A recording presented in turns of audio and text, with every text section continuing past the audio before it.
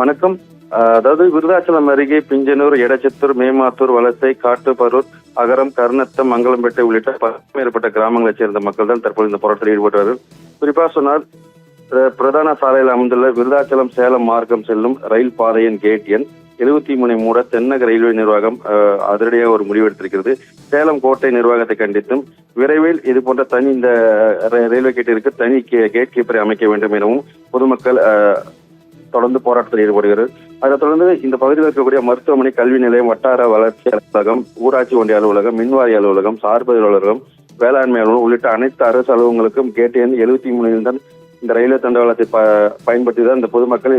அதே போன்று இந்த மாணவர்கள் சொல்ல போனால் கடந்த சில நாட்களுக்கு முன்பு கடலூர் அருகே, அதாவது ரயில் விபத்தில் உயிரிழந்த 3 குழந்தைகள் உயிரிழந்த தொடர்ந்து ரயில்வே நிர்வாகம் கடலூர் மாவட்டம் ஒட்டுமொத்த தமிழகத்திலும் பல்வேறு இடங்களில் இந்த ரயில்வே கேட் சீரமைப்பில் ஈடுபட்டு வந்தாலும் அதன் ஒரு பகுதியை தான் தற்போது இதை நம்ம பார்க்கிறோம்.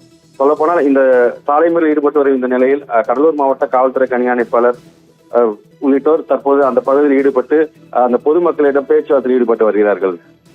ஜெயச்சந்திரனின் அடடா ஆடியோ ஆஃபர் 5 முதல் 70% வரை டிஸ்கவுண்ட்.